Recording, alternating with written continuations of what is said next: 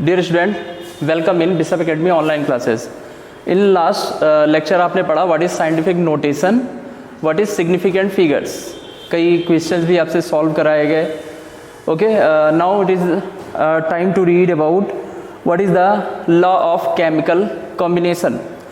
तो different changes होती है, फिजिकल और केमिकल चेंजेस।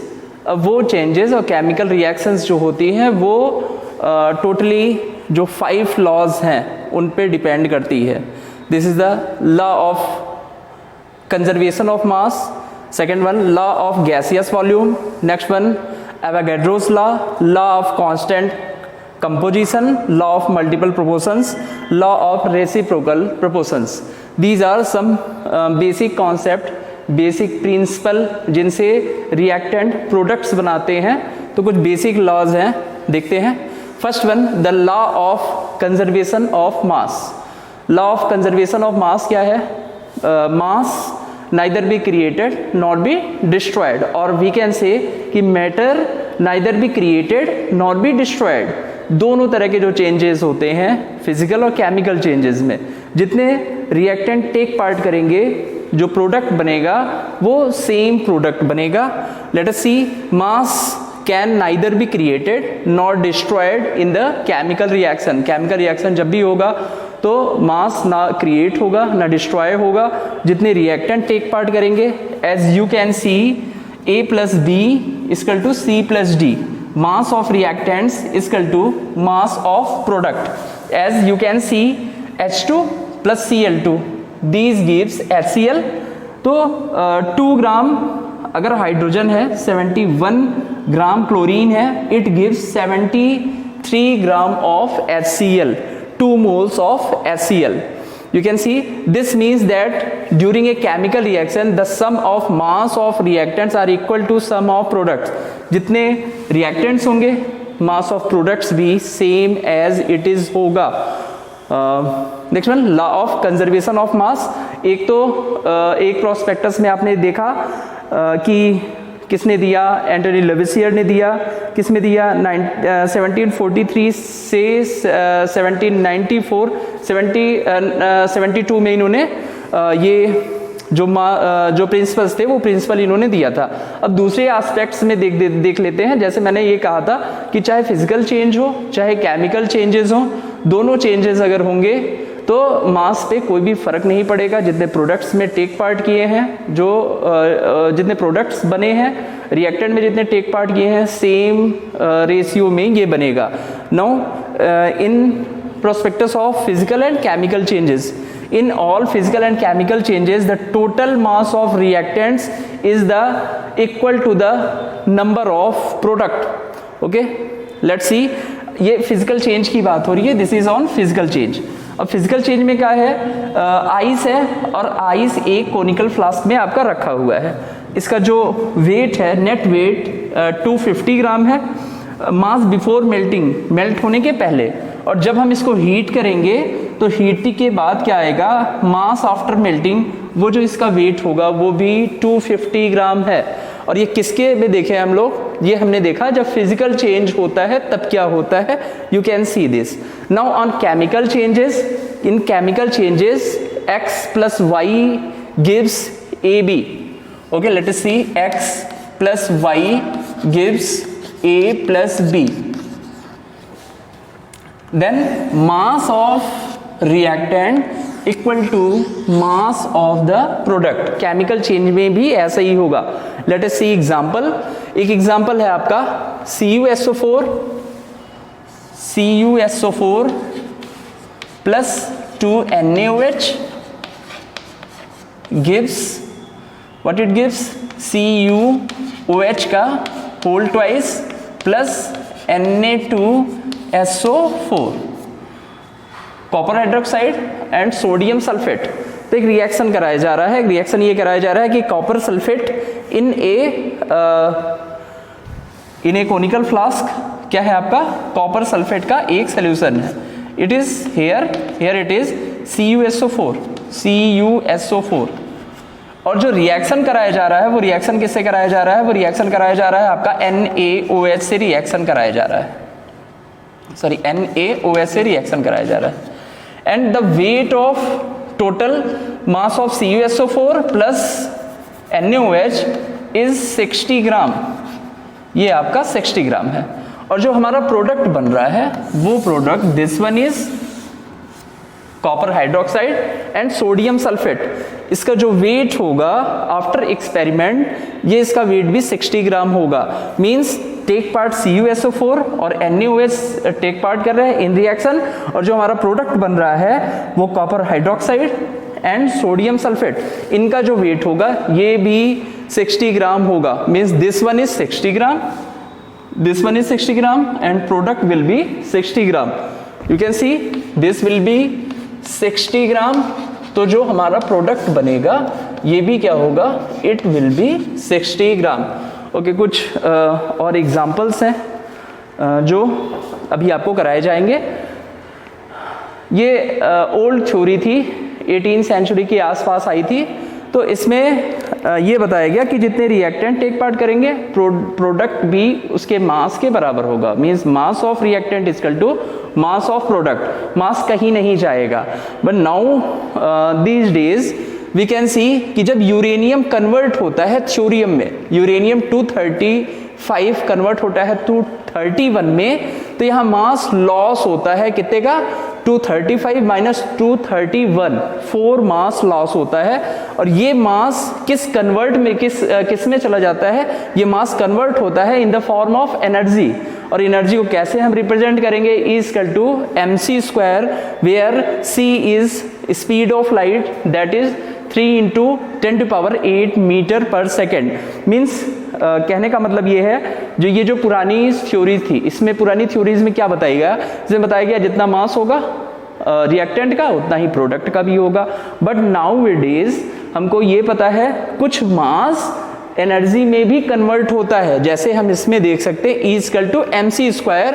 यूरेनियम जब थोरियम में कन्वर्ट होता है 235 कन्वर्ट इंटू 231, तो ये जो 4 का जो डिफरेंस आता है ये किस में कन्वर्ट हो जाता है, it converted into energy, energy में कन्वर्ट हो जाता है। नाउ लेट अस सी सम एग्जांपल्स। जो प्रॉब्लम्स आती है आपके numerical problems, here it is 9.2 gram of sodium bicarbonate on reaction with 30 gram of acetic acid liberated 5.8 gram of carbon dioxide gas into atmosphere. What is the mass of residue left? Okay, let us see.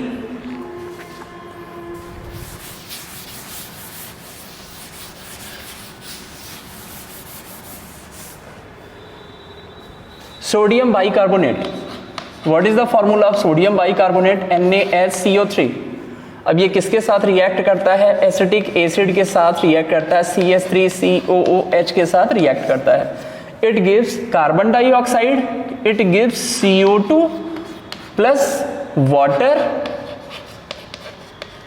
Plus water का formula लिख लेते हैं सीधे H2O, okay, plus ये देगा sodium acetate CH3COONA, ये क्या दे रहा है, सोडियम एसीटेट। अब हमको नोन क्या है, NaCO3, ये कितना दे रहा है 9.2 gram, okay, and acetic acid it gives 30 gram, 30 gram acetic acid है और सोडियम बाइकार्बोनेट 9.2 ग्राम है। ये क्या गिव करेगा, कार्बन डाइऑक्साइड कितना 5.8 ग्राम गिव करेगा।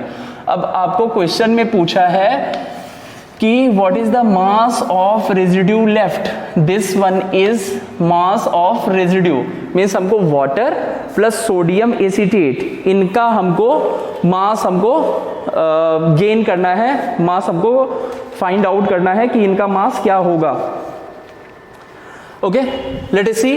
अब लेफ्ट साइड मीन्स रिएक्टेंट का वेट पहले नोट आउट कर लेते हैं, 9.2 gram plus 30 gram equal to this one is x, इसको x मान लिए हैं जो कि हमको नोन करना है, तो x प्लस 5.8 मीन्स हमारा प्रोडक्ट ये है, ये पूरा हमारा प्रोडक्ट है, और ये क्या है हमारा, दिस वन इज रिएक्टेंट।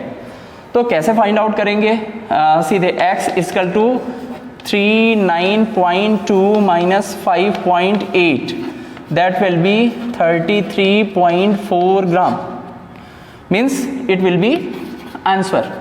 करना यही है हमको कि सबको जो आपका लेफ्ट साइड है, लेफ्ट साइड में हम क्या लिख लेंगे, प्रोडक्ट का मास 9.2 प्लस 30 ग्राम और इक्वल टू क्या कर देंगे x प्लस 5.8 ग्राम, तो x इक्वल टू 33.4 ग्राम। तो what is this, it prove the conservation of mass, means जितना रिएक्टेंट में टेक पार्ट कर रहा है उतना ही प्रोडक्ट टेक पार्ट करेगा। कैसे हम जानेंगे, हमको क्या करना है, 30 प्लस 9.2 इसको हम ज्वाइन कर सकते हैं, 9.2 plus 30 means this is the mass of reactant 39.2। अब यहाँ पे हमारा क्या आया, अभी हमारा आया है इसका H2O प्लस CH3CONA का क्या आया 33.4, इसको भी नोट आउट कर लें, 33.4 plus H2O, what is H2O, H2O is 5.8 means here 293 39.2, तो ये प्रूव हो गया, means this is the reactant mass and this one is product mass. तो it proves the law of conservation of mass. यहाँ आपको जो वैल्यू है residue की भी वैल्यू आपको दे सकता है और फिर ये पूछेगा आपसे कि does it follow the conservation law of conservation of मास, क्या ये फॉलो करेगा, वैल्यू देने के बाद वाटर और सोडियम एसीटेट की वैल्यू दे देगा, या फिर ऐसे ही पूछ लेगा कि रेजिड्यू का जो मास होगा वो कितना होगा। Okay, let us see second example. This one is, which of the following chemical reaction indicates that mass is conserved, या फिर ये पूछ रहा है which one is follow the law of conservation of mass, कौन सा conservation of mass को follow कर रहा है। First one MgCl2 equal to 2 MgCl, next one 2Ca plus O2 equal to 2CaO, next one Zn plus S gives 2ZnS, next one C plus O2 gives 2CO। Okay, इसको हमको कैसे सी करना है, सबसे पहले तो ये हम देखेंगे कौन सा बैलेंस है, विच वन इज बैलेंस, जितने रिएक्टेंट टेक पार्ट करें जो प्रोडक्ट बने उसी के बराबर बने। तो कैसे देखेंगे, यहाँ क्या है, what is Mg plus Cl2, तो यहाँ 2 MgCl, Mg कितने हैं 2, यहाँ क्या है सिंपल 1 फर्स्ट ऑप्शन में आपके, तो it can not be follow. Next one 2Ca plus O2, 2CaO, Ca कितना है 2, यहां देखिए प्रोडक्ट में भी 2 है। ओके सॉरी, कैल्शियम कितना है, कैल्शियम 2 है, ऑक्सीजन कितना है 2 है, और यहाँ प्रोडक्ट में भी 2CaO, calcium 2 and oxygen 2 means it follow the rule of conservation of mass. Next one Zn plus S gives 2ZnS, नहीं प्रोडक्ट में कितना है 2Zn है और 2S है, यहाँ बिल्कुल नहीं है, सिंगल सिंगल है ये। Next one C plus O2 gives 2CO, यहाँ भी नहीं है, कार्बन यहाँ पे 2 है और यहाँ पे एक ही कार्बन है, सिंगल कार्बन, तो it is not follows, means which one is follow the conservation of mass, second one 2Ca plus O2 gives 2CaO। Let us see solution, this one is 2Ca plus O2 gives 2CaO because atom must be equal on each side of equation, दोनों तरफ equal है।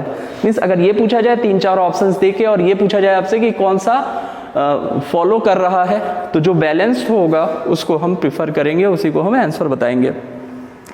Next एक और interesting आपका question है law of conservation of मास में। Suppose that 100 gram of iron metal rust, the rust has been weighed and it was 143 gram. Can you find the weight of oxygen which react with iron metal? What is the question? Question is that कि हमारे पास एक हमारे पास iron rust था, तो iron rust का जो wait था वो कितना था, that is 100 gram. Iron rust का जो वेट था वो 100 ग्राम था। तो हमको पता है कि रस्टिंग कब होती है, जब आयरन के साथ ऑक्सीजन जुड़ता है, मीन्स ऑक्सीजन का भी वेट होगा और आयरन प्लस ऑक्सीजन इनके वेट से जो हमारा रस्ट लगा वेट है वो कितना है 143 है। तो ऑक्सीजन का कैसे डिटरमाइन करेंगे, तो 143 माइनस 100, तो what is the weight of oxygen which reacts with iron, तो कितना होगा, it will B 43 gram, it will B 43 gram. Question समझ में आया?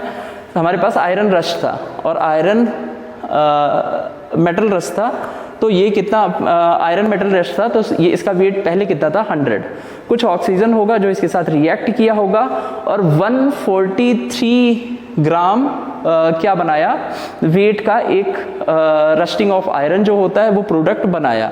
तो ऑक्सीजन का वेट कैसे हम निकालेंगे, जो प्राइमरी वेट था that will B 100 gram plus x किसका है, ऑक्सीजन का है, तो ये कितना हुआ, दोनों मिलके 143, तो ऑक्सीजन का हमको निकालना है, तो इससे हम सब्सट्रैक्ट कर देंगे, then the value is 43 gram. Okay, next the law of definite proportion constant composition, या ऐसे भी कहते हैं the law of definite proportion. A given compound always contain elements in a certain proportion by mass, जो किसी given compounds में या product में जो एलिमेंट्स होते हैं वो सर्टेन प्रोपोर्शन के होते हैं, means proportion will be fixed with example बताया जाएगा आपको, किसने दिया था, first of all see this, Joseph Proust, France 1799, Proust ने दिया था 1799, क्या था, the law of definite proportion. Okay, the ratio by mass of elements in the compound are fixed independent the origin of preparation of the compounds, mean जो इनका preparation होगा, जो इनका प्रोपोर्शन होगा वो हमेशा क्या होगा, फिक्स होगा। Okay, let us see example, definite proportion का एग्जांपल। एक एग्जांपल है, there are 50 gram of chemical in this test tube, total जो केमिकल है वो कितना है हमारा, वो 50 ग्राम्स है। Analysis source contain 26.63 of chlorine. Okay, एक हमारे पास टेस्ट ट्यूब है और टोटल टेस्ट ट्यूब में जो लिक्विड है, केमिकल है, that is 50 gram. Okay, shows that अब इट कंटेन्स अगर हम क्लोरीन की बात करेंगे तो क्लोरीन कितना है, 26.36, and copper is 23.64 mean this one, तो ये तभी मिला के ये 50 ग्राम बना। Then this one is chlorine and this one is copper chloride बना रहा है ये। What is the ratio of mass of chlorine in the mass of copper in this compound, तो इनका रेशियो क्या होगा, what will be the ratio, कि दोनों का रेशियो क्या होगा, Cu और Cl का, तो Cl upon Cu means constant proportion, कितना बनाएंगे, रेशियो क्या होगा, 26.36 upon 23.64, it will be the ratio of 1. Solve करने पे 1.12 अपॉन 1.0 ग्राम, ये कॉपर और ये क्या होगा आपका क्लोरीन होगा, the ratio will be same as it is. Okay, elements combine in specific ratio to form compound, percentage of compounds equal to mass of x upon total compounds mass. ये पहले आप example देखेंगे तो समझ में आएगा। Example is what is the experimental percent of oxygen in CO2, experimental percentage क्या होगा CO2 में, if 25 gram of carbon react with completely with 100 gram of oxygen, क्या बोल रही है। Okay, let us see experimental percentage of oxygen when, जब किसमें, in CO2, experimental percentage of oxygen in CO2, carbon कितना दे रहा है, कार्बन इज 45 ग्राम और किसके साथ, ऑक्सीजन के 110 ग्राम के साथ। तो अभी you can see the formula, percentage of X in a compound, percentage of X in a compound equal to mass of X upon total compound mass. Okay, तो how we determine it means percentage of O2 कैसे निकलेगा, तो 110 मास of x का मास, तो x का mass given है that is 110 and total compounds of mass, total कितना है 45 प्लस 110 मीन्स दोनों होंगे, इसमें ऑक्सीजन भी होगा एज वेल एज कार्बन भी होगा. तो इसका दे रखा है कितना, ऑक्सीजन का 110 और कार्बन का कितना दिया है, कार्बन का दिया है 45 ग्राम. तो टोटल कितना हो जाएगा मीन्स जब इसको सॉल्व करेंगे that will B 70.9%. This will be the answer. Means 45 gram carbon से ऑक्सीजन का परसेंटेज कितना होगा, जब 45 ग्राम कार्बन से ऑक्सीजन रिएक्ट करेगा और जो प्रोडक्ट होगा वो ऑक्सीजन कितना रहेगा, ऑक्सीजन विल बी 110. तो कैसे निकालेंगे, सेम इट इज 110 ये ऑक्सीजन का मास है अपॉन 45 किसका मास है, कार्बन का, plus 110 that will B 70.9%. Okay, next is law of multiple proportion. किसने दिया था, डाल्टन ने दिया था एंड 1803 में दिया था. ये law of multiple proportion propose that the same elements that make up one compound could also make up another compound. Means multiple proportion में वो क्या होते हैं, फिक्स होते हैं. Propose that the same element that makes up one compound could also make up another compounds. अगर CO है तो कोई जरूरी नहीं है कि कार्बन C+O ये कार्बन मोनोऑक्साइड ही बनाएगा, कार्बन प्लस ऑक्सीजन ये क्या बनाएगा, डिफरेंट प्रोपोर्शन में कार्बन डाइऑक्साइड भी प्रिपेयर कर सकता है.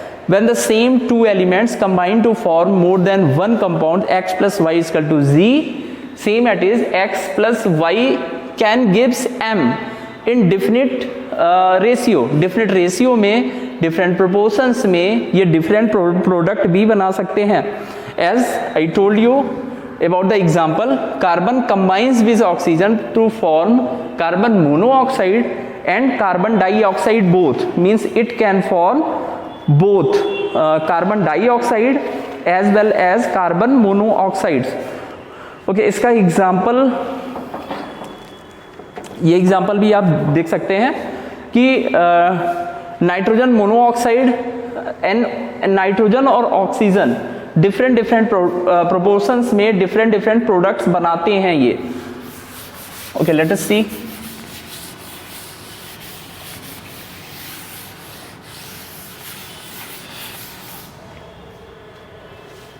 Late us see the example. Nitrogen है और ऑक्सीजन है. अच्छा, अब हम यहाँ पे लिखते हैं कि कंपाउंड्स, कौन कौन से कंपाउंड्स बनाएंगे, कैसे कैसे कंपाउंड्स ये बनाएंगे. Okay, first nitrogen plus oxygen ये अगर मिलेंगे N+O they form NO. Nitrogen plus oxygen NO2 बनाना है हमको, तो ये क्या बनेगा, NO2 भी बना सकते हैं. मीन्स अगर हमको बनाना है N ऑक्सीजन के 3 तो कितना होगा NO3.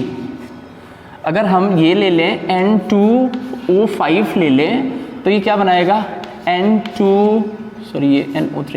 N2O5 भी फॉर्म कर सकता है.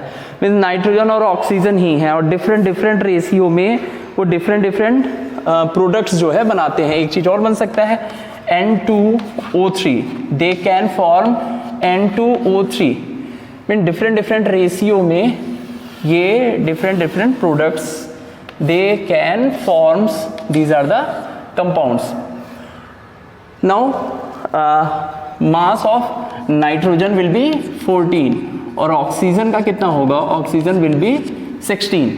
तो यहाँ 14 और oxygen it will B 16, they form NO. अच्छा, फिर यहाँ पे 14 plus 32 they form NO2.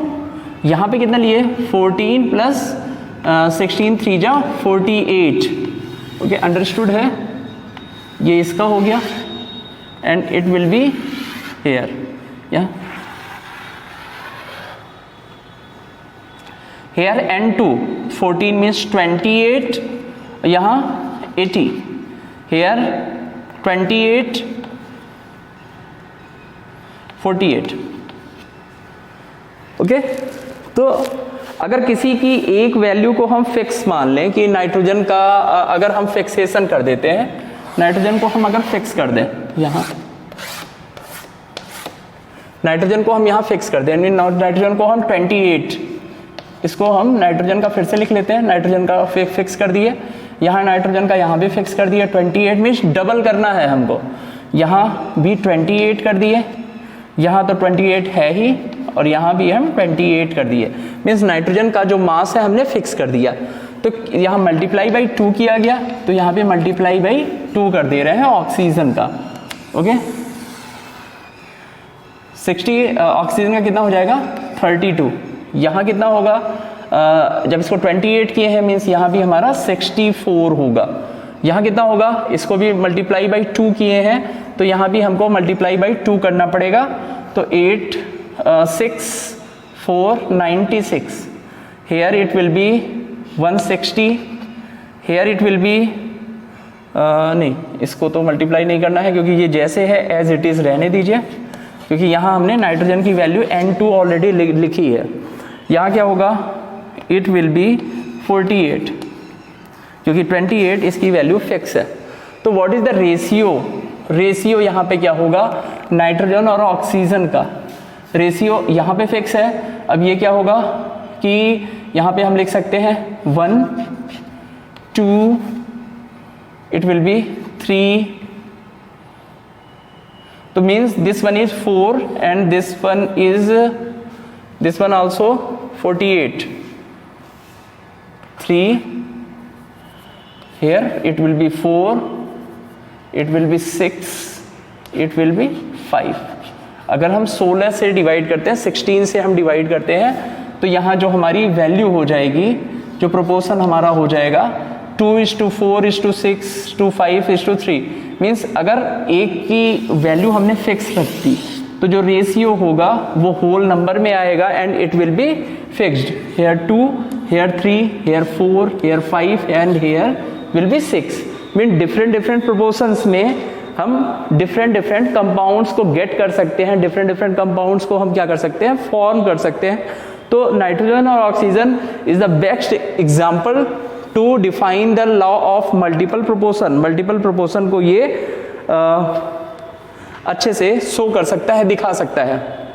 Okay, एक और वे में देखते हैं, दूसरे वे में देखते हैं law of multiple proportion. When two elements combine to form 2 or more chemical compounds, the mass of one of the element which combine with fixed mass of other, here it will be fixed, here it will be fixed mass of other bear a simple ratio of one other। ये एक दूसरे के simple ratio में होंगे। Simple ratio है 2:4:6:5:3, they are in fixed ratio. इनका ratio जो होगा वो क्या होगा, फिक्स्ड होगा। एक को मीन्स एन, और नाइट्रोजन और ऑक्सीजन की बात करेंगे, नाइट्रोजन के मास को हमने फिक्स करके रख दिया है 28, और ऑक्सीजन का जो मास होगा ये क्या होगा, इन ए रेशियो में क्या होगा 2:4:6:5:3। अच्छा, दूसरा एग्जांपल हम देखते हैं, लेट अस सी, सल्फर और ऑक्सीजन एक दूसरे से कंबाइन कर रहा है। Fixed mass of sulphur, sulphur का मास फिक्स है, that is 32, that will B 32, यहां भी और यहां भी, दोनों जगह। अब यहां जो ऑक्सीजन होगा वो डिफरेंट रेशियो में, मीन्स यहां 16 to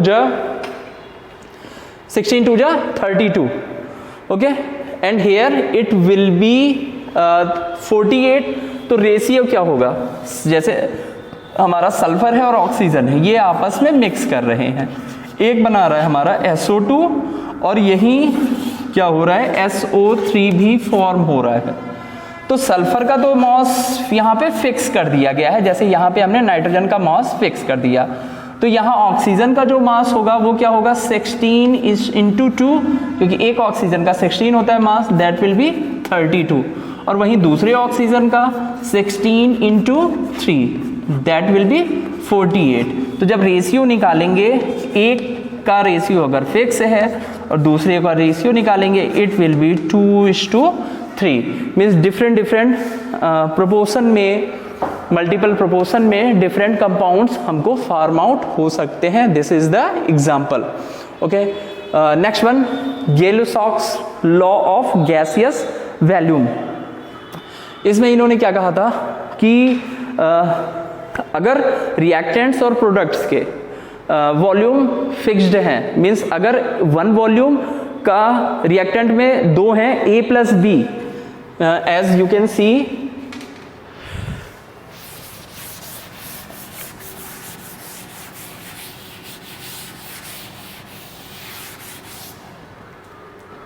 reactant means A plus B gives AB. So here if A is with one volume and B is with one volume, it gives two volume of AB. It gives two volume of AB. Okay, let us see. When gas reacts together, they always do so in volumes which bear a simple ratio to one another and to the volume of products if these are also gas, provided all measurement of volumes are done under similar condition of temperature and pressure. We can see what is the ratio X, ratio Y, ratio Z, same temperature and pressure.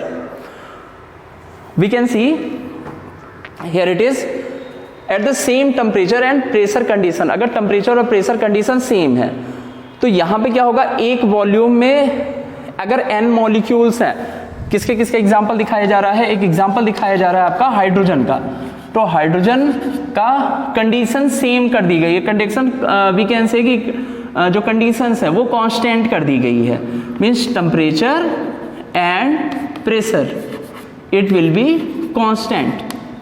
तो यहाँ क्या होगा कि अगर hydrogen की बात करेंगे, अगर सपोज दैट, ऐसे हम समझते हैं कि सपोज दैट कि अगर 100 ml की विसल है, 100 ml की विसल्स है हमारे पास और इसमें हमने हाइड्रोजन को रख दिया है, तो मॉलिक्यूल्स कितने होंगे, मॉलिक्यूल्स होंगे n molecules, they are n molecules. अच्छा, अगर इसी वेसल्स में हमने ऑक्सीजन को रख दिया है तो ऑक्सीजन का भी क्या होगा, n मॉलिक्यूल्स। अगर हमने इसी वेसल्स में क्लोरीन को रख दिया है तो यहाँ क्या होगा, n मॉलिक्यूल्स होगा। मीन्स वेसल्स का साइज क्या है, 100 ml है, what it is, it is 100 ml। तो जिसमें अगर इसी वेसल्स में कितने को भी रखा जाएगा तो जो नंबर ऑफ मॉलिक्यूल्स हैं वो कितने होंगे, n मॉलिक्यूल्स होंगे, गैसेस कोई भी हो, लेकिन कंडीशन फिक्स होनी चाहिए, सेम टेम्परेचर होना चाहिए एंड सेम प्रेशर होना चाहिए।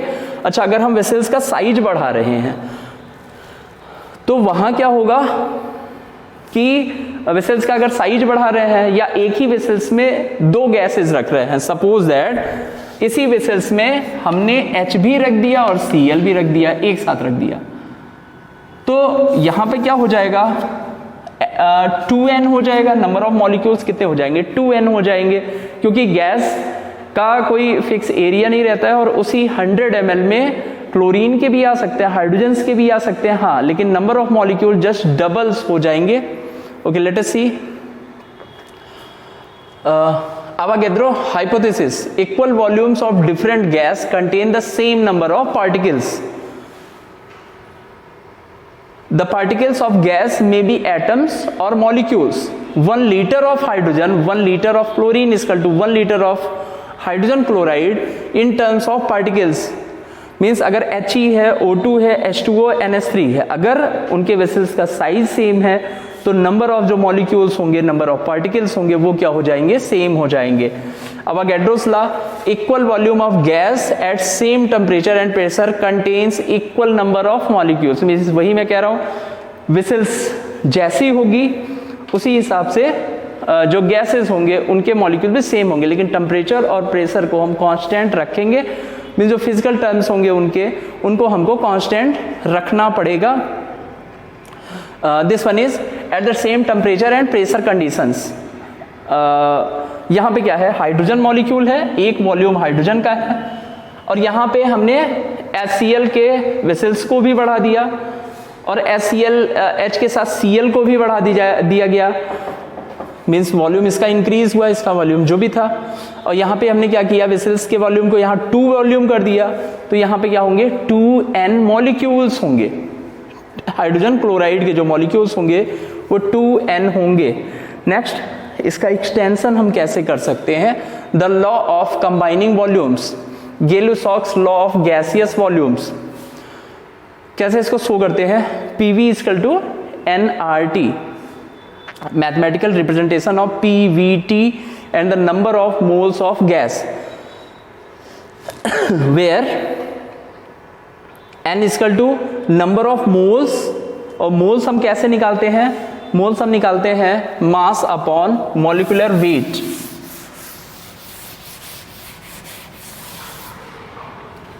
Okay, let us understand PV is equal to nRT. What is n? Number of moles, और number of moles को हम कैसे निकालेंगे, मास अपॉन मॉलिक्यूलर वेट के टर्म्स में हम इसको निकालते हैं, number of moles. R is the constant, that is 0.0821 liter atom per mole Kelvin. What is PV? That is pressure of atom. What is V is the volume. What is T is the temperature. तो pressure और volume का multiply जो होता है that will be nRT, means PV equal to nRT, valid for gaseous volumes. This is the example, see the example, what is the mass of 41 litre of chlorine. क्या पूछा है, mass of 41 liter of Cl at 28 degrees Celsius. Temperature is given, m is given, this one is m दिया है, temperature दिया है, what is the temperature, that is 28 degree Celsius, and what is the pressure, pressure is the 1.7 atm. Okay, volume means temperature दिया है, pressure दिया है, next one volume, it will B 41 litre. अब m is the question, m क्या करना है, हमको find out करना है। तो m तो नहीं है, लेकिन हाँ जब ये formula PV equal to nRT, n निकाल लेंगे तो यहाँ पे हम m भी डिटरमाइन कर सकते हैं, mass equal to n into molecular weight. तो यहाँ हमको फॉर्मूले में n हमको डिटरमाइन करना है, तो n equal to RT upon PV, तो n इक्वल टू आ जाएगा आफ्टर सॉल्विंग 0.0688। तो m कैसे निकालेंगे, n into molecular weight, it will be 0.0688 into 35.5। Molecular weight क्या होता है क्लोरीन का, इट विल बी 35.5। तो what is the answer, it will B 2.44 ग्राम। ऐसे ही क्वेश्चन आता है, और इनमें से कुछ भी पूछा जा सकता है आपसे। यहाँ m डिटरमाइन करने के लिए हुआ था, तो n को निकाल लिया, तो m को डिटरमाइन कर लिए, p देता है तो v को निकालना होता है, ऐसे ही। Okay, next one, Dalton's atomic law. तो सिंपली जो डाल्टन्स ने कहा था, डाल्टन ने क्या कहा था कि जितने भी पार्टिकल्स हैं, जितने भी मैटर हैं वो टीनी पार्टिकल से मिलके बने होते हैं, और उनको हम क्या कहते हैं, उन्हीं को हम एटम्स कहते हैं। All matter consist of tiny particles, called these particles atoms. One oxygen, 16 mass unit each, 16 mass unit. Two hydrogen atom, 1 mass unit, 2 mass unit. They gives 18 mass units. Dalton's atomic theory. तो simple सी चीज़ है, जो भी इन्होंने Dalton's इन 9th पढ़ चुके हैं, फिर से एक बार रिवाइज कर दे रहे हैं। तो सबसे पहली चीज़ कि सबसे पहले तो इन्होंने यही कहा था कि elements made up of tiny elements, tiny particles that is known as atom. जितने भी एलिमेंट्स या मैटर होते हैं वो छोटे पार्टिकल से मिलके बने होते हैं, जिन्हें क्या कहते हैं, हम एटम कहते हैं। Next one, atom are individuals. Atom क्या होते हैं, इंडिविजुअल्स होते हैं। Next one, atoms can neither be created nor destroyed. Atom ना क्रिएट किए जा सकते हैं ना डिस्ट्रॉयड किए जा सकते हैं। जितने टेक पार्ट करेंगे जो प्रोडक्ट होगा वो भी उसी के इक्वल होगा। Next one, atoms of the same elements are alike in their mass and chemical properties. जो एलिमेंट्स होंगे, एलिमेंट्स कोई भी हो, आयरन है या फिर जिंक है, कोई भी एलिमेंट्स होगा तो सारे एलिमेंट्स के जो एटम्स होंगे मीन सेम एलिमेंट्स के, जिंक कहीं भी होगा, आयरन कहीं भी होगा, उसके जो एटम्स होंगे वो सेम एक दूसरे जैसे होंगे, चाहे आयरन यहाँ पाया जाए या चाहे कहीं और पाया जाएगा, तो उनकी फिजिकल और केमिकल प्रॉपर्टी क्या होगी, सेम होगी। Atoms of different element differ in their mass and chemical property. जो दूसरे तरह के एलिमेंट्स होंगे उनकी प्रॉपर्टी डिफर होगी, जो सेम होंगे, लाइक होंगे। जैसे आयरन है, आयरन कहीं भी फाइंड आउट होगा तो उस आयरन के एटम की जो प्रॉपर्टीज होगी वो कहीं और फाइंड आउट होने, यहाँ और वहाँ की प्रॉपर्टी सेम होगी। बट अगर आयरन और जिंक की प्रॉपर्टी हम कंपेयर करते हैं तो उसके एटम्स भी डिफरेंट होंगे और जो उनकी प्रॉपर्टीज होंगी वो भी डिफरेंट होंगी। Next one, atoms of one element can not be converted into atoms of another elements. Iron और जिंक का एग्जाम्पल दिया जा रहा है, तो आयरन के एटम को जिंक के एटम में कन्वर्ट नहीं किया जा सकता है। ये आयरन का है, वो जिंक का है, तो वो जैसा है वैसा ही रहेगा। Atom of different elements have combined in simple, definite and integral ratio to form compounds atom. They are in simple, definite and integral ratio में वो क्या होंगे, कंबाइन होंगे। जैसे अभी आपको डिफरेंट बताया गया था, नाइट्रोजन और ऑक्सीजन के डिफरेंट कंपाउंड्स बनाए गए थे तो उनका रेशियो क्या था, simple, definite and integral ratio था, और उसी रेशियो में वो क्या हो रहे थे, they are combined with each other. Now what is the concept of atom? This is the definition of atom. According to Dalton, atom is the simplest individual particles of an element that take part in reaction. This is the definition of atom. और अब जब atom की definition पूछी जाएगी तो you have to explain right in this way. According to Dalton, atom is smallest individual particles of an element which take part in the chemical reaction, जो chemical reaction में take part करते हैं। Helium atoms and this one is oxygen molecules. Atom and molecules, atom, दो atom मिलके क्या बनाएंगे, molecules बनाएंगे, different type of molecules बनाएंगे। और this is the simplest, 9th में आपने देखा होगा, this is the representation of atom कि न्यूक्लियस में क्या होता है। In A nucleus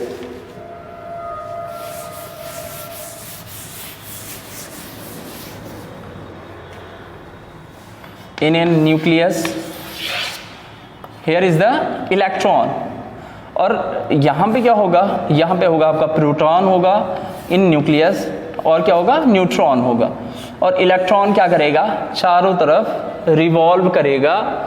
means this one is nucleus, और न्यूक्लियस में ही प्रोटॉन, न्यूक्लियस में ही न्यूट्रॉन, और जो इलेक्ट्रॉन होता है वो क्या करता है, चारों तरफ रिवॉल्व करता है इन ए सर्टेन क्लासेस, एक सर्टेन क्लास में रिवॉल्व करता है। Students, take it seriously, homework 10, 12 इतने ही आ रहे हैं, तो होमवर्क को और इंक्रीज करिए, क्योंकि ऐसे भी हो सकता है पेंडेमिक कंटिन्यू रहे और आपके मार्क्स इसी पे डिपेंड करें।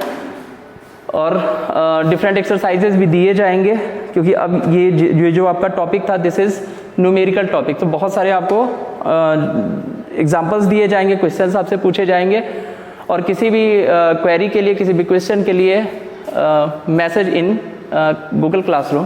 Thank you.